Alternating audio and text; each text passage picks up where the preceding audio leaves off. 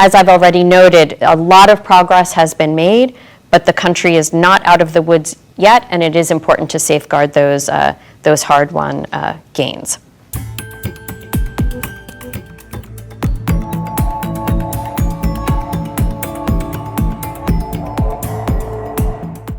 The International Monetary Fund has highlighted that while Sri Lanka has made significant progress in its economic recovery, the country remains vulnerable.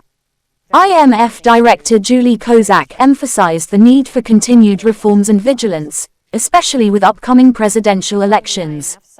Kozak praised Sri Lanka's achievements under the IMF's Extended Fund Facility, noting improvements in economic growth, inflation, international reserves, and revenue collection.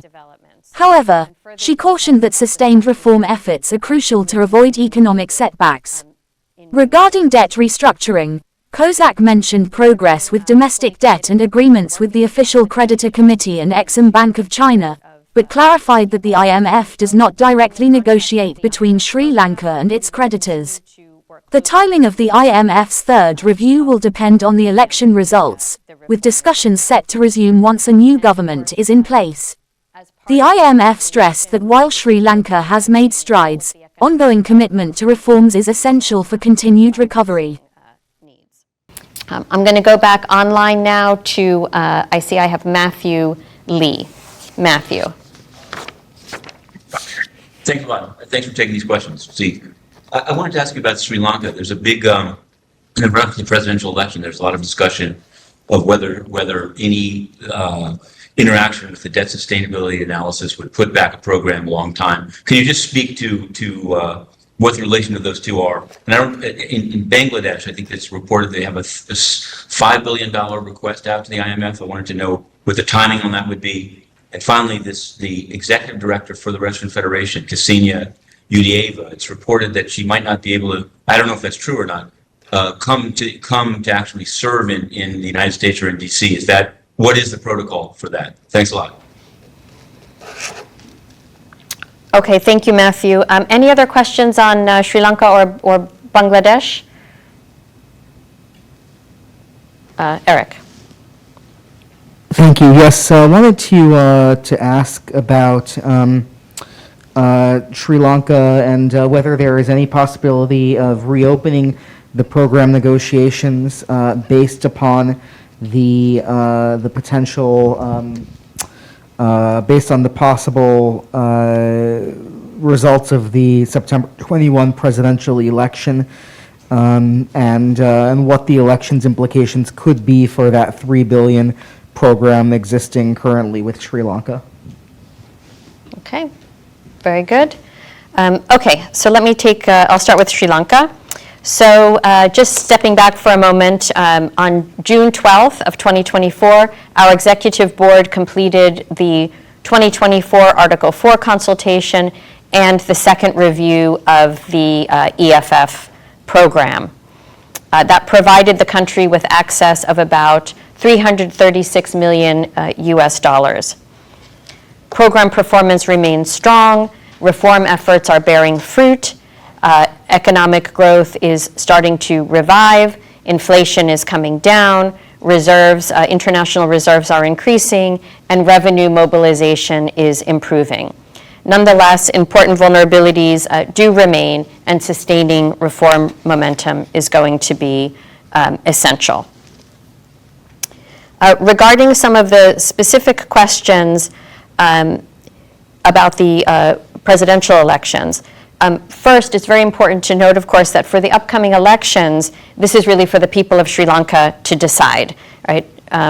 Achieving the program's objectives is a key priority to give Sri Lanka a chance to emerge from one of its worst crises in history. As I've already noted, a lot of progress has been made, but the country is not out of the woods yet, and it is important to safeguard those hard-won gains. I'm going to go online to Zuflik. Zuflik, I'm sorry, I missed you, had a question on Sri Lanka, so please come on in. Hi, Julie. Good morning. Thank you for taking my question. My question is related to Sri Lanka. The first one is, several weeks ago, the private creditors reportedly submitted their proposal with regard to the debt restructuring parameters to the IMF on Sri Lanka's debt restructuring.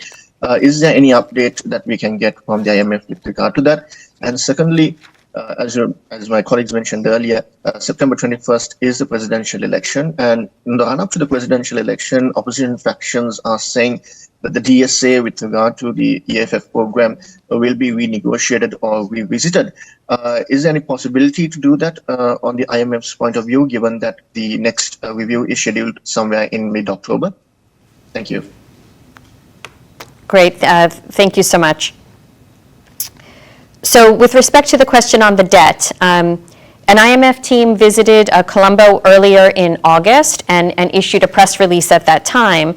As mentioned in the press release, the execution of the domestic debt restructuring and finalizing the agreement with the Official Creditor Committee and China Exim Bank are major milestones.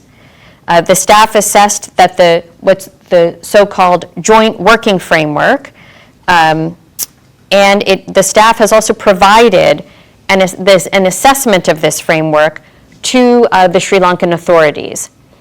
Furthermore, at the request of the Sri Lankan authorities, the IMF staff has shared this assessment with the financial advisors of the country's bondholders. So that is where our role has been on the debt. And I also just want to reemphasize that with respect to debt restructuring, the IMF does not take part in the negotiations, in the debt restructuring negotiations and discussions.